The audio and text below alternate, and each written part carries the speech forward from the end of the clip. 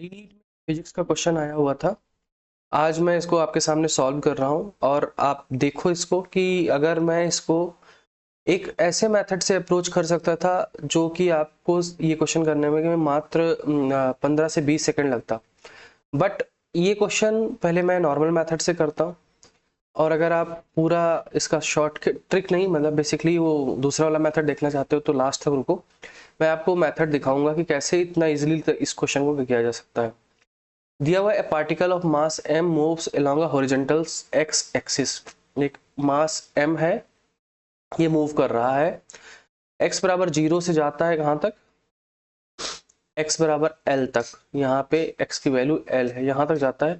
The coefficient of kinetic friction vary कर रहा है और कैसे वैरी कर रहा है ध्यान से देखो। इसने दिया हुआ है म्यू के x बराबर दिया हुआ है mu nought minus alpha x, ये दे रखा है।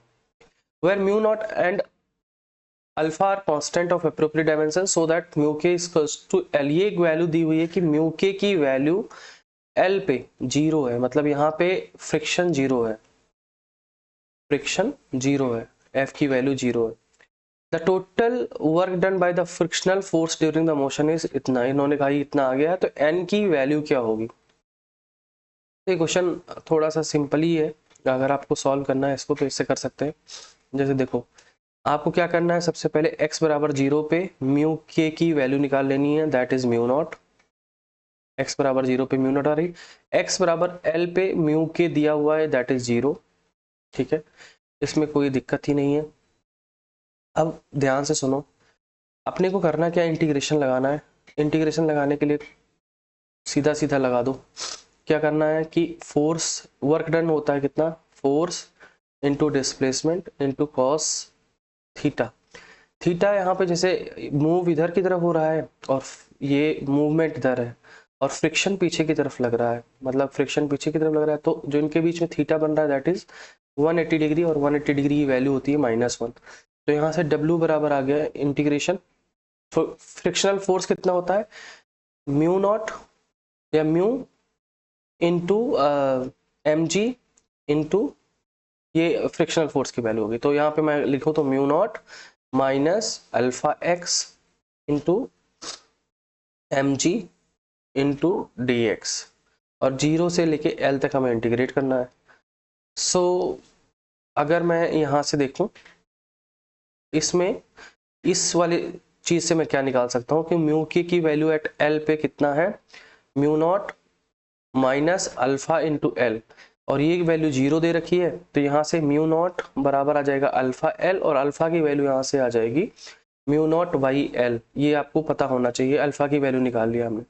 इसका integration mu naught x minus alpha x square by 2 और एम जी बाहर आ गया और लिमिट रख दी हमने 0 से एल, तो 0 वाला टर्म तो 0 हो जाएगा। यहाँ से m g mu nought into l minus alpha l square by 2, और जब हमने इसको सॉल्व, अच्छा ये चीज क्या हो गया, यहाँ पे ये माइनस आ रहा है अभी, ठीक है, ये माइनस में आ रहा है, ठीक है ना। तो अब हमने यहाँ पे निकाला इसको तो ये कितना हो गया, ये आ गया एम जी, और ये जब सॉल्व करोगे तो आ जाएगा यहाँ पे अल्फा की वैल्यू पुट कर दो, म्यू नॉट बाई एल हो जाएगा, तो एल से एल कैंसल, तो ये भी म्यू नॉट एल बाई 2 हो जाएगा। तो ये टोटल अगर सॉल्व करोगे तो आ जाएगा m g mu nought m g l divided by 2। तो यहाँ से अगर तुम ध्यान से देखोगे तो एन की वैल्यू आ गई 1/2। तो यहाँ से ऑप्शन नंबर आपका फोर्थ सही हो जाएगा। अब मैं मेथड नंबर 2 की बात करता हूँ। इसमें आपको सीधा सीधा कुछ नहीं करना था, एक ग्राफ ड्रॉ करना था। Just a second,